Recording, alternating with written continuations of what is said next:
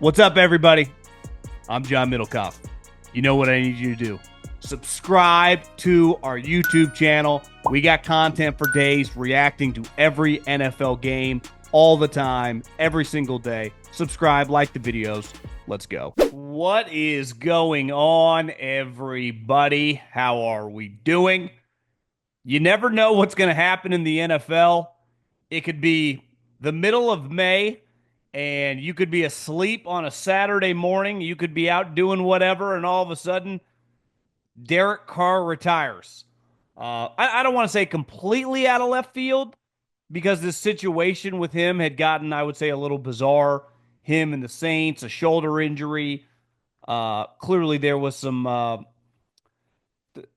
would say, acrimonious feelings on either side. Didn't feel like everyone was on the same page.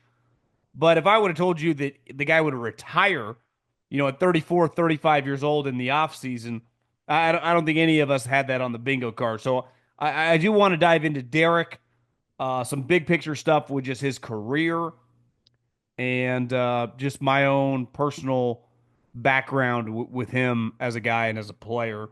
A couple other quick things NFL wise that I found that I do want to discuss before we get out of here. But obviously, the big news is Saints quarterback and longtime Raiders starter Derek Carr has retired from the NFL. And I would imagine he's going to play a lot of golf. But before we dive in to some football talk, I got to tell you about my friends. I got to tell you about my partners. Game Time, best ticketing app in America. I was watching the Denver Nuggets game. That home crowd feels electric, feels elite. So if you want to go to Game 6, we got you covered. If you want to go to any of these playoff games, basketball, NHL, baseball season off and running, comedy shows, concerts, you name it, any event, I got you covered, guys. I can even save you a little money while you're at it because my friends at Game Time will take care of you. So take the guesswork out of buying tickets with Game Time. Download the Game Time app, create an account, and use the code JOHN, $20 off your first purchase. Terms apply again. Create an account and redeem the code JOHN, that's John, for $20 off. Download the Game Time app today. Last minute tickets, lowest prices guaranteed. Well. Derek Carr has, I don't want to say officially, but unofficially retired from the National Football League. And a little bit of a shocker. Not sure that most of us saw this one coming. Though, been a weird, feels like last month or two with the back and forth with the Saints, with kind of some threats about a season-ending surgery, with them drafting a quarterback early in the second round. It did not feel like Kellen Moore and kind of the new vibe in the building was in on Derek Carr, which is understandable. Derek went to the Saints because of Dennis Allen, who was obviously fired last year. But there's no more guessing how the situation is going to play out. Is he going to get surgery? Is he going to, have to compete for his job? Can Kellen Moore, could they deal him? It's like, nope, I'm done. And you can retire at 34, 35 years old when you've made $200 million playing football. And there is no disputing he's been one of the more polarizing players over the course of his career because the one thing Derek Carr has been, and he will go out as being, is a starter in the NFL. This wasn't one of those guys that's like backed up some people, bounced around. He's played for two teams. He's played in 169 games, and he started every single one of them. And I had a front row seat when he got drafted to the Saints, and he beat out Matt Schaub in training camp. I remember being at a preseason Game 4 against the Seattle Seahawks, his rookie season. Pete Carroll was a little old school. This was a team that had already won a Super Bowl. I think they'd already been to another. I mean, they were easily one of the best teams in the NFL. Their defensive backfield, Cam Chancellor, Earl Thomas, and obviously Richard Sherman. And those guys played in the fourth preseason game. And Derek went right down the field, scored a touchdown on him. Then I think Pete pulled everybody, but then he scored either two more or three touchdowns in that first half. And it was like, Matt Schaub's done. And I think a day or two later, Dennis Allen announced him as the starter, and then he would go on to be the longtime starter for the Raiders. But some background that I had. When I was hired out of college at Fresno State to be a GA in recruiting. When I got there in basically probably late May, early June, we had a recruiting class. And this is a day and age when the transfer portal didn't exist. There was only one signing day. People would commit, especially at schools like that. And for the most part, they were going to end up playing football for you. And Derek Carr was, when I showed up, by far the biggest current commit of the class. He was a really good high school player. Probably could have gone to places like Cal, where Jeff Tedford was, who had coached his brother. I know Utah was really interested, but he was dead set in finishing kind of what his brother started. And he had committed very early on in his high school career and really never wavered. And I think his senior year, he transferred from Texas back to Bakersfield and had a massive senior year. But he came to Fresno State. Honestly, probably should have won the starting quarterback job as a true freshman. But Coach Hill, old school, went with the longtime backup who just simply was not as good as Derek. But Derek not only backed him up that year, redshirted the next year, and then he started for the next 3 seasons. And if his name had been Derek Johnson instead of Derek Carr, I think he would have been a lock first-round pick. But when I was around him, his freshman year, I remember thinking, this guy's got a big arm. This guy's a really talented player. And then after his freshman year, I was hired into the NFL with the Eagles, and I get there, and Kevin Kolb, he ended up only starting a game because he got knocked out, and Michael Vick came in. The rest is history. But I remember being in training camp practices, watching Kevin Kolb throw the ball, and texting people back at Fresno. I was like, this guy doesn't throw it nearly as well as Derek. So I don't want to say that I knew Derek Carr was going to be an NFL starter right then and there, but it was eye-opening how much Derek's arm was going to translate. And by Derek's senior year at Fresno State, I think he threw 50 touchdowns and 8 picks. I mean, he dominated. I mean, his last couple years, all Mountain West guy, him and Devontae, it wasn't even fair. It was like the equivalent of Jokic and Murray playing against me and you. But because of his name and his brother being a pretty legendary, quote-unquote, bust, and being someone that I would say has a negative connotation in NFL circles, I do think it hurt him. But he ended up going in the top of the second round. And the one lesson I think you take away from Derek's career is so much is out of your control. Whether you're a football player, for those of us in life, but specifically at quarterback, you get drafted. You don't pick the other players on your team. You don't get to determine who the coach is. You definitely don't get to determine the scheme, who the assistant coaches are going to be, who the GM is making the moves. And Derek went to a very, very chaotic organization. And basically for the first 6 or 7 years he was there, it was all about when are we going to move? How are we going to move? And then we are moving, but we're staying in Oakland for a couple years. It wasn't a very easy situation for any player, let alone a young guy, especially the starting quarterback of the team. And everything that was thrown on his shoulders, I do respect how much he had to handle. Because he was asked these questions constantly, and he had nothing to do with any of it. But I do think his career could have turned out a lot better if it wasn't for a broken ankle his third season. Because by his second year in the league, he had thrown 32 touchdowns. They had Amari Cooper. They had signed Crabtree. And it looked like this guy had a chance to be a pretty good quarterback. To be a guy that would be top 10 in the NFL. The following year, they are good. They have 11 wins going into week 15. He throws several touchdowns. He's in the conversation to be the MVP. He is taking the Raiders to the playoffs for the first time in 15 years. This was a franchise that hadn't been to the playoffs, hell, hadn't sniffed the playoffs since 02-03 range. And in 2016, he wasn't just having a great year. Relative to the league, he was playing really, really well. I was going to all these games. I mean, he was playing like a top 5 or 6 quarterback in the NFL at a really, really high level. And then his ankle shatters. And honestly, I think after that point, I don't think his career was ever quite the same. Obviously, the Raiders went to the playoffs. They started McGloin in the game, and they got worked by the Texans. But then they go through Jack Del Rio. They hire John Gruden. The moving process happens. And again, I don't think he was ever as good as that 2015, 2016 range. But by 2020 and 2021, under John Gruden, after everything had normalized a little bit, they had moved to Vegas. He was playing pretty well again. Over a 2 year span, he threw like 50 touchdowns and less than 25 picks and was a high completion percentage guy. And the team was just kind of headed in the right direction. And then Monday Night Football's going down. The New York Times has the report, and John Gruden gets fired. And then a couple months later, after they get knocked out in the playoffs by the Bengals, they bring in Josh McDaniels. And it's very safe to say Derek's career on the field is all downhill after that. Now, he ended up making a lot of money.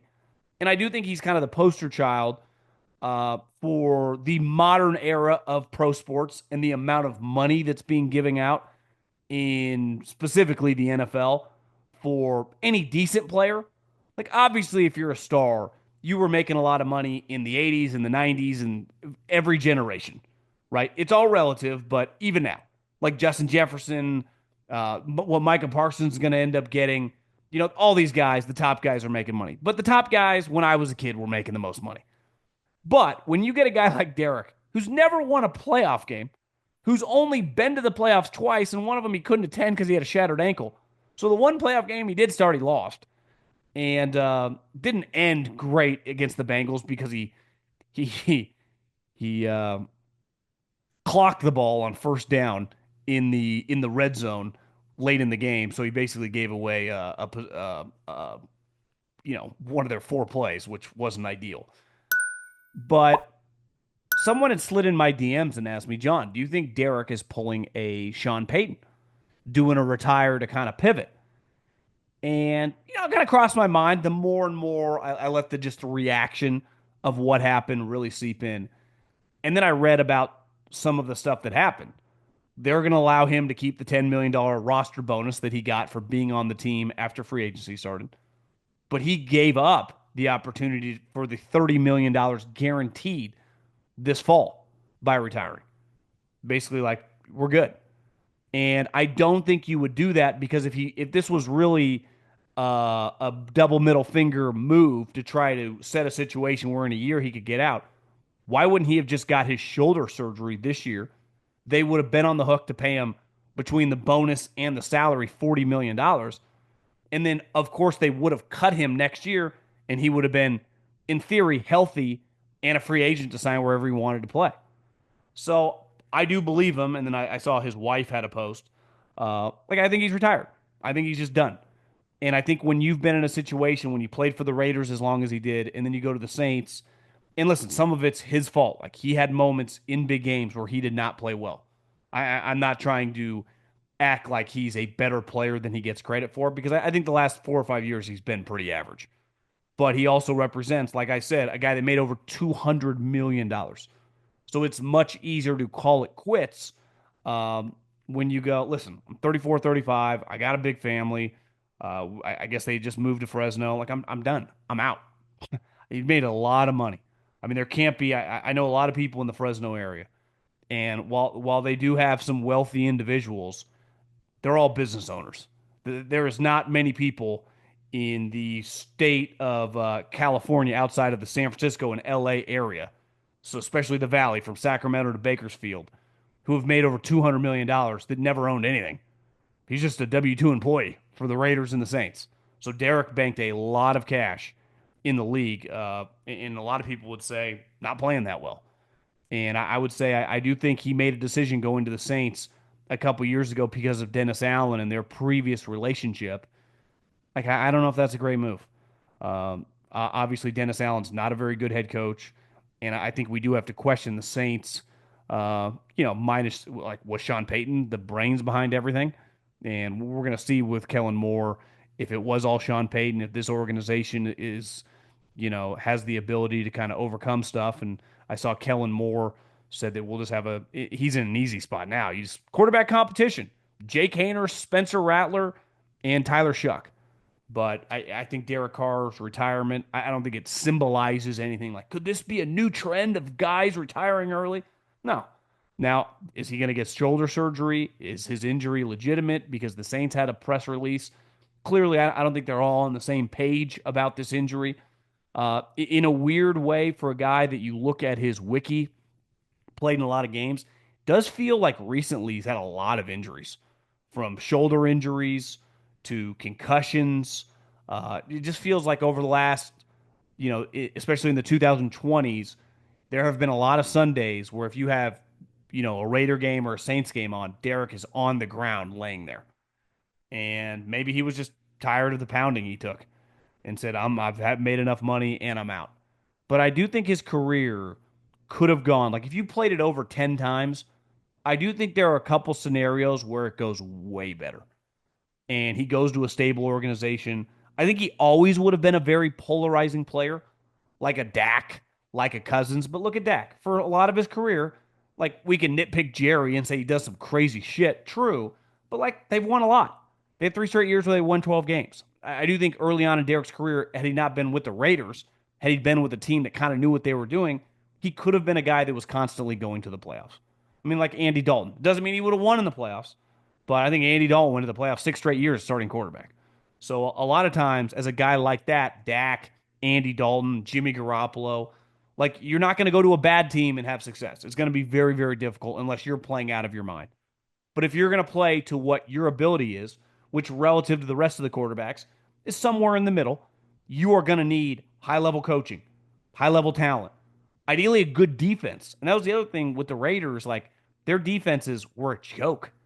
I mean, I remember the one year that Khalil Mack won the Defensive Player of the Year, and I didn't even think the defense was good. It was just him. The reason he won the Defensive Player of the Year, because he literally did everything. Made like fumble sixes, pick sixes, sacks. It was like, I don't even think there's anyone else good on this defense. Like a good defense wouldn't want any of the other players beside Khalil. And it also shows you the Raiders, man, they had a 2 year stretch where they got Khalil Mack, Derek Carr, so they got their star pass rusher, they got their starting quarterback, and they got Amari Cooper, which early on looked like a really, really like a guy that was going to be a top 3 or 4 wide receiver in the league. And then by the time John Gruden got there, it was all kind of over, and it was just Derek, who was not quite as good as he once was. So kind of a crazy little tale of a career, but at the end of the day, hard to say, in Derek's shoes, I started for 11 years in the NFL. I made $200 million. In his mind, probably thinks it's really, really successful. And I'm not saying he's necessarily wrong, but I think the way people would talk about it would say he's unsuccessful given how many starts he had and the results. The NBA 82 game grind is done. And now the real fun begins. The NBA playoffs are here, and it's time for the high-stakes drama, clutch moments, and jaw-dropping plays. Can't wait. If you're looking to make the playoffs even more exciting, DraftKings Sportsbook has you covered as an official sports betting partner of the NBA. From the play-in games all the way through the finals. Now, the time to back your favorite players and teams as they chase glory. All season long, DraftKings has been your go-to spot for NBA player props, and that doesn't stop now. Want to make your playoff experience even more intense? Try placing a bet on your favorite player's performance. Will Curry drop 30? Will LeBron drop 40? Or more? It's your call. Ready to place your first bet? Download the DraftKings Sportsbook app now, lock in your bets, and let's make the playoff run unforgettable. Here's something special for first-timers. New DraftKings customers bet $5 to get $200 in bonus bets instantly. Make it a playoff run to remember with DraftKings. Download the DraftKings Sportsbook app and use the code JOHN. That's code JOHN for new customers to get 200 in bonus bets when you bet just $5. Only on DraftKings, the crown is yours. And I think my overall take is most guys don't overcome. In any, I could put you, you are going to have much more success if you're a finance guy and you go work for Goldman Sachs than if you go work for some crazy organization. I'm a much better podcaster because you guys can hear me because of Colin Cowherd than if I did not have him. A lot of stuff is out of our control. So he plays for the Raiders, who are running through coaches, who finally look like they got it right, and then Gruden has to get fired because of everything that happened. It's just not a normal place to work, And a Peyton Manning, a Josh Allen, Lamar Jackson, there's certain type just freak talents that might be able to overcome it. Most guys cannot. You see the Cowboys, when a couple things go wrong, Dak looks awful. It's like, what is happening? Say this, for the most part, in Kevin O'Connell, or I mean, in Kirk Cousins' career, like when he signed with Minnesota, like they're pretty well run organization with a lot of good players, right? It's like from Kevin O'Connell to Zimmer, like either they're good on defense or good on offense, a lot of talent around them, like pretty good place to play. It's Alex Smith. Everyone called the guy a shitty player until Jim Harbaugh showed up, and everyone's like, "Oh, it's okay." And then he goes to Andy Reid. It's like, "Oh, this guy's a playoff quarterback." And then up until his leg snapped in half with Washington, I think they were 6-2. And he's having a career year. It's like, yeah, you go to teams that either have good coaches or good talent around you, and people that believe in you. You have a chance. And then when Josh McDaniels got there, that relationship was a disaster. And it turns out, like, say what you want about Derek, Josh McDaniels is a joke as a head coach, a complete scam artist. I mean, he ran one of the great Fugazi campaigns we have ever seen. I read it. Dan Pompei wrote the article like 5 years ago. It was like, Jesus, I believe in this. Josh McDaniels has changed his life around. It was about like him looking in the mirror and writing positive words of affirmation down in a journal. It's like, this guy's a way different human than he was for the Denver Broncos when he drafted Tim Tebow, and everyone in the building, including the animals, couldn't stand the asshole. It's like he has changed. And then we're like 2 months in, we're like, oh, same shit, different day. And listen, Dan Pompei can write some compelling articles. I just read this one about Spytek and Tom Brady. I text John. I'm like, I don't know if you saw this, but this article about you and Tom is incredible. Dan Pompei can write some gripping pieces. That has Tom on the record, so you know it's not, a scam piece like the Josh McDaniels was. And I don't even know if Josh McDaniels was a scam piece in the sense that he truly believed, like, I'm a positive person now. I'm different than I once was. I will not be Belichick this time around. It's like, no, bro, you will. You're going to do the same thing over and over. And it didn't matter who played for Josh McDaniels. You would fail. Whether it's Team Tebow, whether it's Derek Carr, whether it's Peyton Manning or Patrick Mahomes. It would not go as well as it could because of this.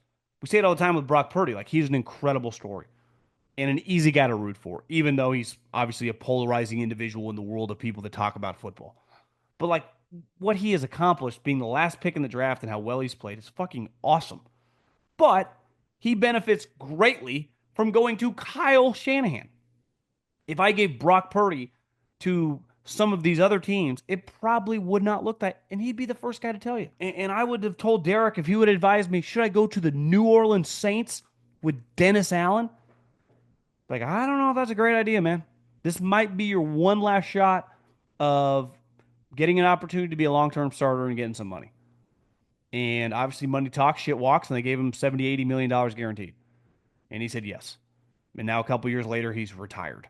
So crazy story. You never know what's going to happen in this league, but pretty good run for the Fresno State quarterback financially, that's for sure. A couple other things. Rookie mini camps have started all over the NFL, and obviously Shedeur and Dylan Gabriel and all these quarterbacks taking reps and learning the plays and on the practice field. Obviously, when you get drafted higher, because of the money the organization is going to give you, they are going to be more, uh, I would say, aggressively trying to make you look good and just spend and invest more time in you, given that they invested a high resource at a high pick and are paying you more money than the rest of the draft class combined. But after a while, if you're not good enough, you're not good enough. And if the fourth round player by the middle of training camp looks like he's a starter or is making plays, like he's going to play. And he will play over the first rounder if he is just objectively better. And so all these guys were drafted all over the place. And I saw Tom Brady kind of go on this rant. I don't know what podcast he was on. It looked like he was talking to like one of the Paul brothers about like, listen, man, Shedeur, everyone's making this big deal. I told him like, now it starts. I was drafted way later than you were, buddy. And look where I'm sitting now. So all these mini camps, all these OTAs, and then training camp, you get to control your own destiny.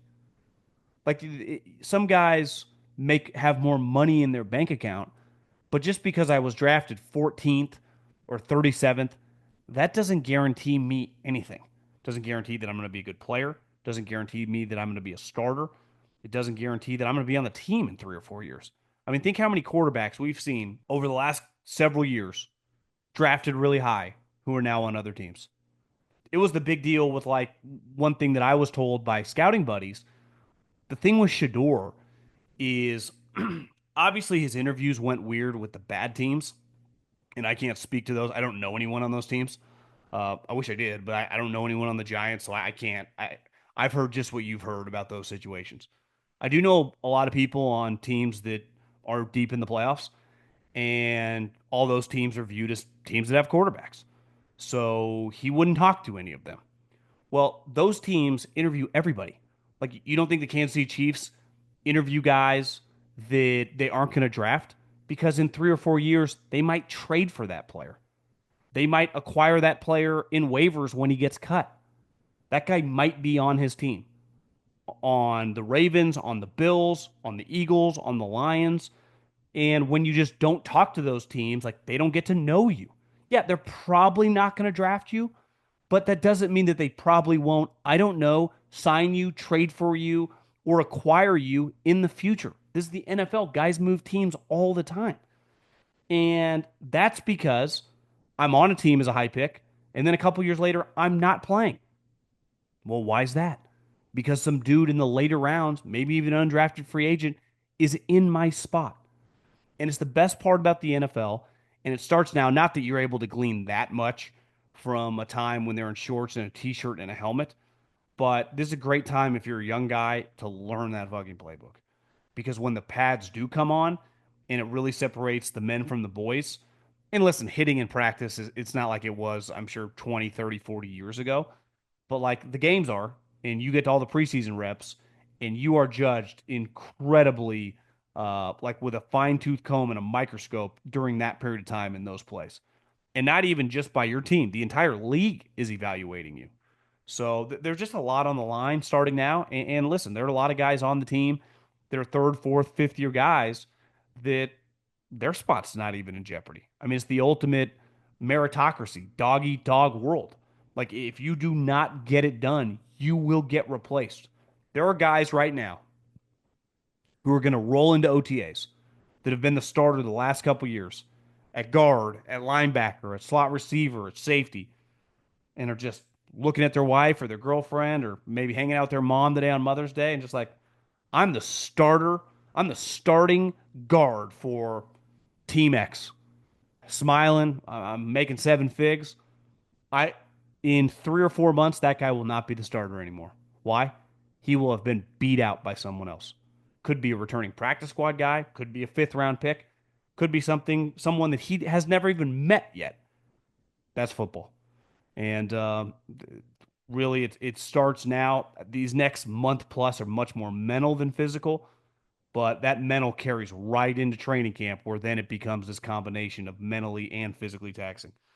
Last but not least, the NFL. I don't think it was announced because the schedule is supposed to come out later this week, but I saw a report that this Brazil game is going to be a thing, which I don't quite like. I get playing the Friday night game, though I did see, in this, I forget who it was, Tommy Tuberville or someone in politics made a comment of like, the NFL forever just abided by the rules that they weren't supposed to play on any Fridays from like September through the middle of December.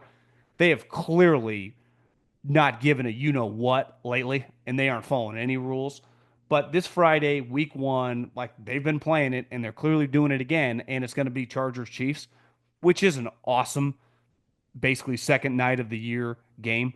I mean, last year was Eagles Packers, which again was fantastic, just in terms of the brands, playoff teams, just a cool matchup. And I think we just got to buckle up. So unless someone in Washington tells them Fridays are still off limits in September, guys, which who knows? I mean, it's a little above my pay grade to even be able to guess if that's even going to happen. But get ready for this Friday Brazil game. I think is going to be one of the better games of the year in terms of early season matchups, primetime game. And yeah, the NFL loves. It's funny when people say like, one day we're going to get football Monday through Sunday. I just don't think we are. I I mean, one of their greatest attributes right now is the scarcity of the actual asset, and that's the games. But they have spread more and more over time, put more of these things on television. And just because it's so fresh, it's early on. Preseason is always such a letdown. We're so excited for football, and you watch like two series of a preseason game. You're like, this is awful.